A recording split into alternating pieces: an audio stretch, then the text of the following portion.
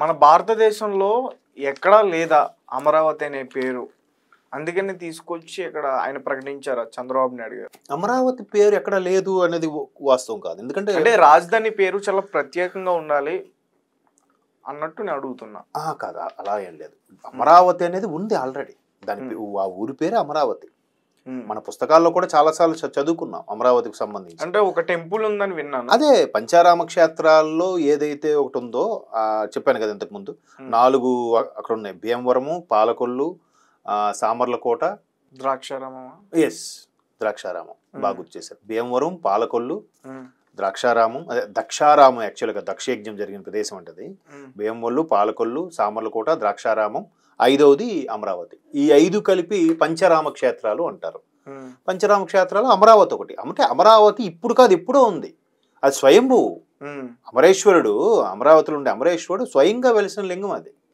అంటే ఎప్పుడు స్వయంభూ అంటే ఎప్పుడు అది? ఎప్పుడో తాతల కాలం, మన పూర్వీకులు. చెప్పాను కదా, గౌతమీపుత్ర శాతకర్ణి ఎప్పుడు వాడండి. అప్పటి నుంచి ఉంది అమరావతి అనేది. సో దాన్నే కేంద్రంగా తీసుకొని చేస్తే అది ఒక కుగ్రామము మహానగరం అవుతుంది. ఇప్పుడు షిరిడి ఉందండి. షిరిడి అనేది చిన్న కుగ్రామం. ఇప్పుడు షిరిడి అంటే తెలియని వాళ్ళు ఉన్నారా?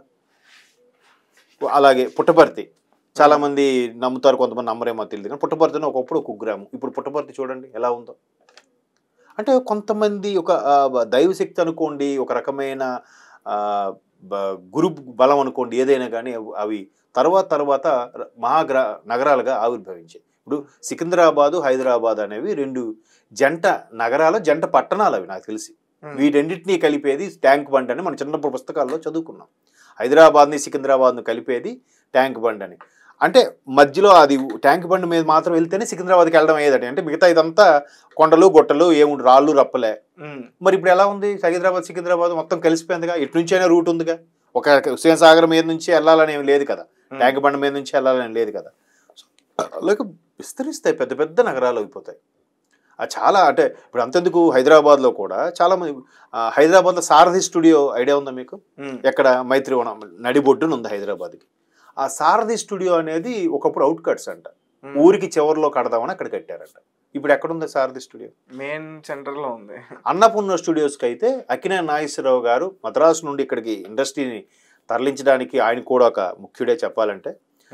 అలాగా ఆయన మద్రాసు నుంచి ఇక్కడికి బేగంపేట ఎయిర్పోర్ట్కి వచ్చి అక్కడి నుంచి కారులో నాగార్జున సర్కిల్ వరకు వచ్చి కారు అక్కడ ఆపేసి నడుచుకుంటూ వెళ్ళేవారట అన్నపూర్ణ స్టూడియోస్ వరకు. ఇవన్నీ రాళ్ళు రప్పలు, బైక్ కూడా వెళ్ళేది కాదట. అర్థమవుతుందా? ఎక్కడ నాగార్జున సర్కిల్, ఎక్కడ అన్నపూర్ణ స్టూడియోస్. కేబీఆర్ పార్క్ దగ్గర దాటి వెళ్ళాలి అన్నపూర్ణ స్టూడియోస్, ఎక్కడ నాగార్జున సర్కిల్. ఇదంతా రాళ్ళు రప్పలే.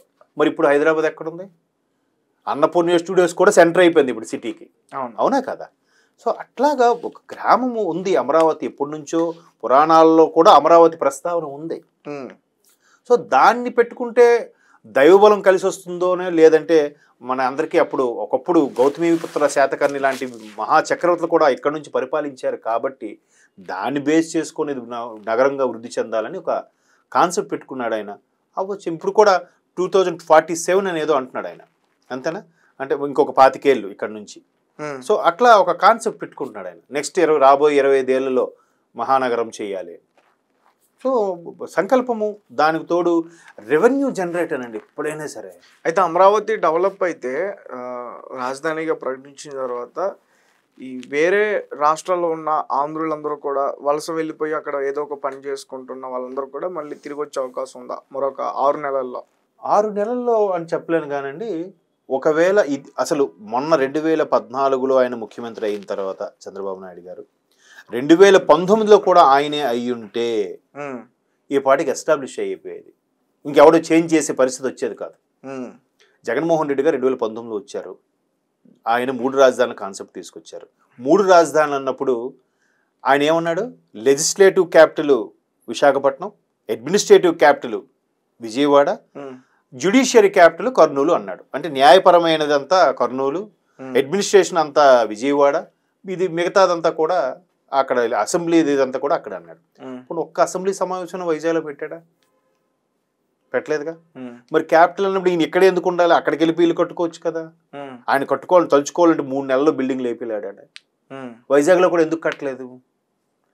ఏదో మబ్బి పెడదాము, ఏదో మసిబూసి మారేడుగా చేద్దాం అనుకుని ఏదో ప్లాన్లు వేసారండి. ఏం వర్కౌట్ అవ్వలేదు. ఊరికే ఊరికే ఊరికే తాంచుతూ నాంచుతూ తచ్చాడుతూ అలాగా 5 ఏళ్ళు గడిపేశారు. 2020 దసరా తర్వాత అక్కడికి వెళ్ళిపోతాను, 21 దసరా తర్వాత వెళ్ళిపోతా, 22 దసరా తర్వాత అక్కడ వెళ్ళిపోతా, 23 దసరా తర్వాత వైజాగ్ వెళ్ళిపోతా, 23 దసరా 24లో కూడా ఏం చెప్పారు, సంక్రాంతి తర్వాత ప్రమాణ స్వీకారం అక్కడి నుంచే చేస్తా అని. ఏమైంది? ఆయన తలుచుకుంటే ఎంతసేపు అండి, ముఖ్యమంత్రి తలుచుకుంటే.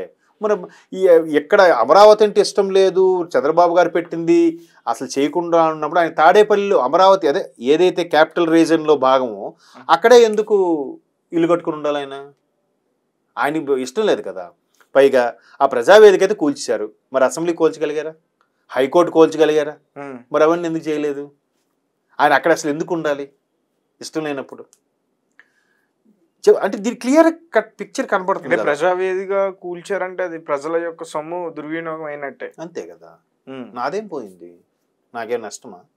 పోనీ ఇప్పుడు కూడా ఆయన ఏమంటున్నారు అంటే, ఇప్పుడు సందర్భం అది కాదేమో, వీళ్ళ ఆప్యాయతలు ఏమయ్యాయో, వీళ్ళందరూ అనురాగాలు ఏమయ్యాయోనేమో ఆయన వాపోతున్నాడు. నిజమే, వీళ్ళందరికీ ఎవరు డబ్బులు ఇచ్చారు? మీ పాకెట్లో ఏమి ఇవ్వలేదుగా. మళ్ళీ ప్రజలదే ఇసుకది, లెక్కరది, ట్యాక్సులు, ప్రతి శాఖకి సంబంధించినవన్నీ దారి మళ్లించేశారు. సర్పంచులకి ఏం వాల్యూ లేదు, మంత్రులకే వాల్యూ లేకపోతే సర్పంచులకి ఏముంటుందండి. సో మొత్తానికి ఆ అమరావతి అనేది అలా చేసేసారు. పోనీ అలాగని ఇప్పుడు చంద్రబాబు గారు అసెంబ్లీ ఇంకా కట్టకముందు అసెంబ్లీ కోసం బిల్డింగ్ ఇప్పుడు ఏదైతే సమావేశాలు అవుతున్నాయో ఆ బిల్డింగ్ కూడా లేని రోజుల్లో ఈయన ఆంధ్ర యూనివర్సిటీలో అసెంబ్లీ సమావేశాలు పెట్టాడు ఈయన చంద్రబాబు నాయుడు. మీకు గుర్తుందో లేదో, స్టార్టింగ్లో ఇప్పుడు 2020 స్టార్టింగ్లో అసెంబ్లీ సమావేశాలు అయితే మరి ఈయన కనీసం అదేనే చేశాడా? అసెంబ్లీ సమావేశాలు ఎక్కడొద్దు, నాకు ఇది నచ్చలేదు, ఈ క్యాపిటల్ కాదు, వైజాగ్లో పెడదామని చెప్పి మరి వైజాగ్లో పెట్టచ్చు కదా. ఏదో ఒక బిల్డింగ్ తీసుకుని ఆర్ఎన్బి వాళ్ళతో అక్కడ వైజాగ్లో సెపరేట్గా గవర్నమెంట్ సర్క్యూట్ హౌస్ అని ఒక బిల్డింగ్ ఉంటుంది, చిన్న గుట్టలాగా ఉండి. అంటే గవర్నమెంట్ హైర్ అఫీషియల్స్ పెద్ద వాళ్ళు ఎవరు వచ్చినా కూడా అక్కడే స్టే చేస్తారు. ఇప్పుడు అక్కడ ఉండొచ్చు కదా ఈయన, ఆ గవర్నమెంట్ సర్క్యూట్ హౌస్లో. గవర్నర్స్ బంగ్లా అని అంటారు దాన్ని వాడుక భాషలో. అట్లా కూడా చేయలేదు. ఈయన వెళ్తాడంటే అప్పటికప్పుడు అధికారులు అరేంజ్ చేయారేంటండి? ఆర్ఎన్బి బంగ్లావో ఏదో పెట్టరా? లేదంటే 3 నెలల్లో బిల్డింగ్ లేపేలేరా? అవేం చెయ్యాలనుకుంటే ఏదైనా చెయ్యొచ్చు. ఊరికే తాత్సారం చేసేసి ఏదో జనాల దృష్టిని మరల్చడానికి చేసిన కాన్సెప్టే తప్ప ఇప్పుడు ఆయన మీద కోపంలో లేదు. ప్రజలందరూ నష్టపోయారు కదా. అక్కడ ఇప్పుడు అమరావతి రైతులు అక్కడ అమరావతి రాజధాని వస్తుంది అనుకొని వాళ్ళు భూములు ఇచ్చేసి వాళ్ళకి ప్రభుత్వం నుంచి కొంత దాన్ని ఏమంటారు రికవరీ కింద కొంత అమౌంట్ ఇస్తే దాంతో కొంతమంది ఇక్కడ అభివృద్ధి అయిపోద్ది, బీభత్సమైన కన్స్ట్రక్షన్స్ వస్తాయి, కంపెనీలు వస్తాయి అనే ఉద్దేశంలో ఒక్కొక్కరు ట్రాక్టర్లు, బుల్డోజర్లు, డ్రిల్లింగ్ మిషన్లు ఇవన్నీ కొనిపెట్టుకున్నారు. వాళ్ళు కన్స్ట్రక్షన్కి మనం అద్దెకిస్తాము, మనకు ఉపయోగపడుతుంది, మనకు ఆ విధంగా కూడా డబ్బులు వస్తాయి, మనకి ఇంకా ఆధారం ఏం లేదు. రైతులు భూములు ఇచ్చిన రైతులు ఏం చేస్తారండి? దాన్ని కూడా వీళ్ళు ఎలా చేశారు, ఆ పంట భూములు నాశనం చేస్తున్నారు అని చెప్పి చెప్తున్నారు. మరి పంట భూములు నాశనం చేసేస్తే పంటల మధ్యలో ఆ పంటల మధ్యన ఆ నాయకుడు ఎందుకు ఇల్లు కట్టుకొని ఉన్నాడు? మరి మీరు ఎప్పుడైనా తాడేపల్లి అది వెళ్ళి చూస్తే ఆ ఏరియా అంతా కూడా అక్కడక్కడ అపార్ట్మెంట్లో మధ్యలో పంట పొలాలు కూడా కనిపిస్తూ ఉంటాయి. మరి ఎట్లా? ఇప్పుడు ఇవాళ రేపు ఇటు సదాశివపేట, ఇటువైపు ఎక్కడ శంషాబాద్ దాటేసి ఇటువైపు శ్రీశైలం వరకు హైదరాబాద్ మాట చెప్తున్నా, ఎక్కడ ఎట్లా రియల్ ఎస్టేట్ స్ప్రెడ్ అయిపోయి వెళ్ళిపోయిందిగా. అటువైపు షాద్ నగర్ ఎట్లా అండి? కన్స్ట్రక్షన్ రియల్ ఎస్టేట్ వెళ్ళిపోతుంది కదా. మరి పంట భూములు కూడా ఇదైపోతున్నాయి కదా. అది వేరే సబ్జెక్ట్. మరి పంట లేకపోతే మనుషులు ఎలా బతుకుతామంటే అది వేరే సబ్జెక్ట్. ఇక్కడ రాజధాని కోసం వాళ్ళేం పేక మీద కత్తి పెట్టి జాగా వసూలు చేయలేదుగా. దీనికి సంబంధించి కేటీఆర్ గారు, మాజీ మంత్రి కేటీఆర్ గారు కూడా ఇప్పటి వరకు హయ్యెస్ట్ అర్బన్ ఏరియా ఉన్నది మందే రికార్డ్, అది హైదరాబాదే ఎక్కువ హయ్యెస్ట్ అర్బన్ ఏరియా ఉంది, ఇంక దేనికి లేదు. లక్కీగా మనకి అమరావతి అవ్వలేదు కాబట్టి, లేదంటే అది ఫస్ట్ ప్లేస్లో ఉండేది అని అన్నాడు ఆయన. మరి చూసారా, కేటీఆర్ అంత విజనరీ ఐటీగా చాలా బాగా చేశాడు కదా ఆయన. ఏ మాటకి ఆ మాట చెప్పుకోవాలి. చంద్రబాబు గారు పెట్టిన దాన్ని ఆయన పెట్టిన కంపెనీలు వెళ్ళిపోండి అని ఏమనలేదుగా. దాన్ని ఇంకో మెట్టుకు తీసుకెళ్ళాడు ఆయన. సో ఆయన ఏం చెప్పాడు, అసలు నిజంగా అమరావతి కానీ ఈరోజు ఎస్టాబ్లిష్ అయ్యి ఉంటే హైదరాబాద్ కన్నా హయ్యెస్ట్ అర్బన్ ఏరియా అయ్యి ఉండేది ల్యాండ్ ఎక్విజిషన్ది. అది అవ్వలేదు కాబట్టి మందే హైదరాబాదే ముందు స్థానంలో ఉందని కూడా చెప్పాడు ఆయన ఎన్నికల్లో. అర్థం అంటే ఎంత కష్టపడకపోతే, ఎంతమంది కాంప్రమైజ్ చేయకపోతే, ఎంతమందిని ఒప్పించకపోతే అంత ల్యాండ్ ఎక్విజిషన్ జరుగుతుంది, అంత స్థలాన్ని గ్యాదర్ చేయడం జరుగుతుంది చెప్పండి కదా. మరి దాన్ని ఏం చేశారు? బూడిద పోసిన పన్నీర్లా అయిపోయింది. ఒకవేళ అమరావతి బాగా డెవలప్ అయితే సగం హైదరాబాద్ ఖాళీ అయిపోతుంది. అలా అనుకుంటారు కానీ అప్పటికి ఇంకా జనాభా పెరుగుతుంది కదా. ఇప్పుడు జనాభా హైదరాబాద్లో అధికారికంగా 1,20,00,000. అనధికారంగా ఎంత ఉంది? ఇంకో 30 లక్షలు ఎక్స్ట్రా ఉంది, 30-40. ఇప్పుడు హాస్టల్లో వచ్చి చదువుకున్న 30-40 లక్షలు ఆంధ్రప్రదేశ్ చెందిన వాళ్ళు అయి ఉంటారా? అయి ఉంటారు ఖచ్చితంగా. అంత మాత్రాన పెద్దగా పడిపోదు, ఎందుకంటే ఇది ఆల్రెడీ ఎస్టాబ్లిష్ అయింది, మహానగరంగా రూపుదిద్దుకుంది. అయితే ఏంటంటే ఇంకా కొద్ది టైం పడుతుంది, ఈలోగా జనాభా కూడా పెరుగుతుంది కాబట్టి అక్కడికి అది సరిపోతుంది. ఇప్పుడు ఒక్క హైదరాబాదే ఖాళీ అవుద్ది ఎందుకు అనుకుంటారు? ఈవెన్ ఉత్తరాంధ్ర నుంచి వచ్చేవాళ్ళు కూడా అమరావతిలో సెటిల్ అవ్వచ్చు, రాయలసీమ నుంచి వచ్చేవాళ్ళు అమరావతిలో సెటిల్ అవ్వచ్చు, లేదా కొన్ని కంపెనీలు బెంగళూరుకి హైదరాబాద్ ధీటుగా అమరావతిలో కూడా స్టార్ట్ అయ్యాయి అనుకోండి. స్టార్ట్ అయితే అప్పుడు ఆ పక్క రాష్ట్రాల్లో కూడా వస్తారు కదా. ఒక్క హైదరాబాదే ఖాళీ అయిపోతుందని మీరు అడిగిన ఆలోచన నాకు అర్థమైంది ఏంటంటే, సంక్రాంతి టైంలో మనకి మ్యాక్సిమం అందరు సంక్రాంతి గురించి హైదరాబాద్ చాలా నిర్మానుష్యంగా ఉన్నట్టు అనిపిస్తుంది, రోడ్లు ట్రాఫిక్ ఏ లేక 2-3 రోజులు సంక్రాంతి టైంలో. మొన్న ఎలక్షన్స్ టైంలో కూడా మీరు అబ్జర్వ్ చేస్తే చాలామంది ఓటేయడానికి వెళ్ళినట్టున్నారు. ఒకసారి మరలా సంక్రాంతి టైంలో అనిపించింది ట్రాఫిక్ అది లేక ఆ ఎలక్షన్ పోలింగ్ రోజు. సో ఎక్కువ మంది హైదరాబాద్లో ఇండియాలో ఉండే ప్రపంచ దేశాల వాళ్ళు ఉన్నారు, ఇండియాలో ఉండే 29 రాష్ట్రాలు చెందిన వాళ్ళు ఉన్నారు, కాదనట్లేదు. బట్ ఆంధ్రులు ఎక్కువ మంది ఉన్నారు, ఇక్కడ సెటిల్ అయిపోయిన వాళ్ళు, సెటిలర్స్గా ఉన్నవాళ్ళు చాలామంది ఉన్నారు. వీళ్ళందరూ అటువైపు రిలేషన్స్ ఉన్నాయి కాబట్టి రిటైర్ అయ్యాక వెళ్ళి అక్కడ సెటిల్ అవుదాం అనుకున్న వాళ్ళు అట్లా ఉండొచ్చు, కానీ తక్కువ పర్సంటేజ్ ఉంటుంది. మేబీ ఇప్పటికే రెండోసారి కూడా బాబు గారు వచ్చి ఉంటే ఒకలా ఉండేదేమో. ఎంత కాకపోయినా ఒక 20-30 లక్షల మంది, 20 లక్షలు కాదు 10 లక్షల మందిని వెళ్ళేవారేమో. ఎందుకంటే నేను బాగా అనుకున్నాను, 2019 జగన్మోహన్ రెడ్డి గారు వచ్చాక, అంటే సగటు ఐటీ ఎంప్లాయ్ కానీ ఒక సాధారణ నిరుద్యోగి కానీ మాట్లాడిన మాటలు నేను చెప్తున్నా ఈరోజు. 19 అబ్బా జగన్మోహన్ రెడ్డి గారు వచ్చారా, ఈయన ఒక ఛాన్స్ అంటున్నారు కదా, ఈయన ఒకసారి చూద్దాం ఎలా చేస్తాడు, ఎందుకంటే ఈయన బిజినెస్ మ్యాన్ కదా, మంచి బాగా కంపెనీలు అవి తీసుకొస్తాడు, మంచి డెవలపింగ్ చేస్తాడు, పైగా కసి మీద వచ్చాడు కాబట్టి ఈయనకి లేనిది ఏముంది, బోల్డ్ డబ్బు ఉంది, ఈయనకి డబ్బు గురించి ఎక్కువగా ఆశపడ్డు, ఖచ్చితంగా డెవలపింగ్ అన్నీ చేస్తాడు, పథకాలు డెవలపింగ్ అన్నీ చేస్తాడు అని అనుకున్నారు అందరూ. తీరా చూస్తే ఆయన బయటికి రావనే లేదు, ఒక కంపెనీ రాలేదు. ఎంతసేపు అభివృద్ధి ఏంటంటే ఆ హార్బర్లో ఏవో చేశామని చెప్తున్నాడు ఆయన.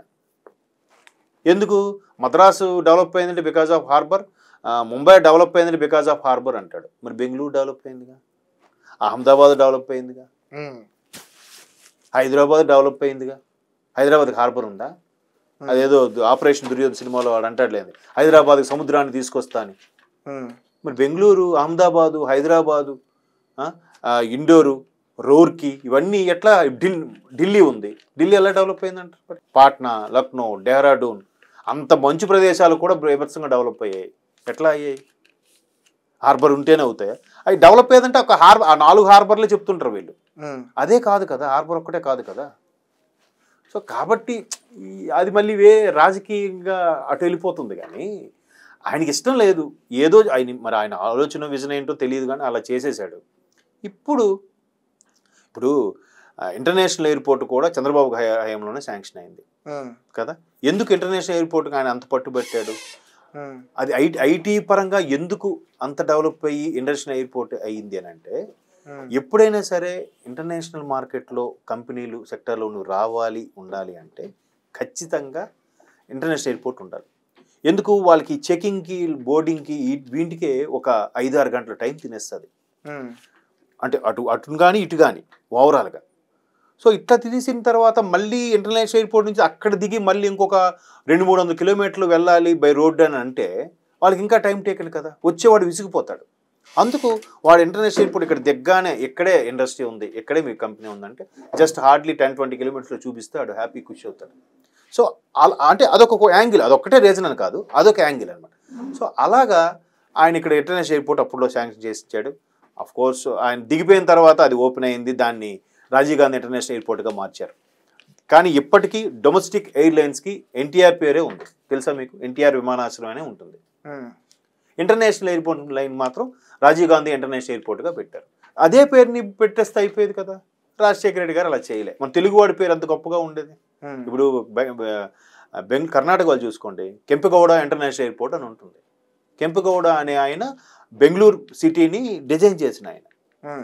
మనకి మోక్షగుండ విశ్వేశ్వరయ్య గారు ఎలాగో హైదరాబాద్కి, ఆయన అక్కడ ఎట్లా రాబోయే రోజుల్లో బెంగళూరు మహానగరంగా మారితే ఏ స్థాయిలో అభివృద్ధి చెందుతుంది, దీనికి ఎంత రిసోర్సెస్ అవసరం, ఎంత వాటర్ అవసరం, రోడ్లు ఎలా ఉండాలి, ఎక్కడ అన్ని ప్లాన్ చేసింది కెంపెగౌడ గారు. సో వాళ్ళు కన్నడ వాళ్ళ పేరు పెట్టుకున్నారు, తమిళ వాళ్ళ పేరు పెట్టుకున్నారు, మహారాష్ట్ర వాళ్ళు ఛత్రపతి శివాజీ టెర్మినల్ అని ఏదో ఉంటుంది, తర్వాత బెంగాల్ చూస్తే నేతాజీ సుభాష్ చంద్రబోస్ ఇంటర్నేషనల్ ఎయిర్పోర్ట్ అని ఉంటుంది. ఏ రాష్ట్రం చెందిన ఆ రాష్ట్రం చక్కగా ఉంది కదా, మనకి అలాగ ఉంటే బాగుండేది కదా. అట్లా మరి ఇప్పుడు కూడా ఆయన మరలా ఆయన వచ్చిన తర్వాత విజయవాడ గన్నవరం ఎయిర్పోర్ట్ నుంచి కానీ, వైజాగ్ ఎయిర్పోర్ట్ నుంచి కానీ సింగపూర్కి, మలేషియాకి అట్లీస్ట్ వీక్లీ 2-3 ఫ్లైట్స్ స్టార్ట్ అయ్యాయి. అంతకుముందు లేవు. అంతకుముందు వైజాగ్కి మహా అయితే హైదరాబాద్కి, ముంబైకో, ఢిల్లీకో ఉండేదంట అంతే, చెన్నైకో సంథింగ్. రోజుకో 2 ఉండి నాకు తెలిసి, అది కూడా ఈవినింగ్ 2 ఉండి 4:30 కోటి 5:30 కోటి ఉండేది, 2 ఫ్లైట్లు ఉండేవి. ఆ తర్వాత మెల్లగా మద్రాసుకో, అదే చెన్నై కోటిను, ఆ తర్వాత ముంబైకి, ఢిల్లీ కోటి అట్లా ఉండేవి. అంటే ఇట్లా ఇంటర్నేషనల్ ఎయిర్పోర్ట్ ఎంత ప్రాధాన్యత అనే దాని మీద ఆయన అలాగా స్టడీ చేసి, అసలు బిల్ క్లింటన్, బిల్ గేట్స్ లాంటి వాళ్ళతో అపాయింట్మెంట్ అంటే మాటలా. ఓకే, బిల్ గేట్స్ వచ్చాడు, బిల్ క్లింటన్ వచ్చారు అప్పుడు అమెరికా అధ్యక్షుడిగా ఉన్నప్పుడు సైబర్ టవర్స్ ఓపెనింగ్కి. మరి బిల్ గేట్స్ అనే వ్యక్తి అసలు ఎవ్వరికి మ్యాక్సిమం 15 మినిట్స్ కంటే ఎక్కువ అపాయింట్మెంట్ ఇవ్వడంట. ఈయనకి కూడా ముందు అలాగనుకుని 15 మినిట్స్ అపాయింట్మెంట్ ఇస్తే 45 మినిట్స్ కూర్చోబెట్టాడు ఈయన. ఎట్లా మరి ఆ క్రెడిట్ ఎవరిదంటారు?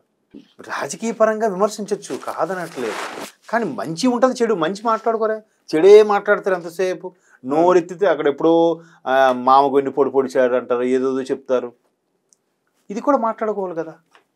ఇప్పుడు హుద్హుద్ ఉంది, హుద్హుద్ ఉత్తరాంధ్రాన్ని కబలించేసింది 2014 తర్వాత. ఇప్పుడు 14 ఇప్పుడు కాల ఆయన ఏం చేశాడు, శ్రీకాకుళంలోనో ఎక్కడో ఉంటూ పొద్దున్న 4:30 నుంచే మార్నింగ్ ఎర్లీ అవర్స్ టెలికాన్ఫరెన్స్ పెట్టి ఎక్కడికక్కడ పోల్స్ అప్ చేశారా లేదా, అన్ని రోడ్లు క్లియర్ చేశారా లేదా అని ఈయన అధికారులను వెంటపడుతుంటే నెల రోజులు పట్టింది అన్నీ జరగడానికి.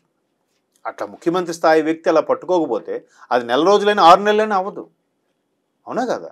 నెల రోజుల్లోనే మొత్తం పవర్ లైన్స్ అన్నీ మళ్ళీ రోడ్లు సెటరేట్ అవ్వడం అన్నీ ఎట్లా జరిగాయి, ఆయన సీరియస్గా తీసుకోబట్టే కదా. అది ఎవరు గుర్తించరు. Okay sir, thank you so much. Thank you.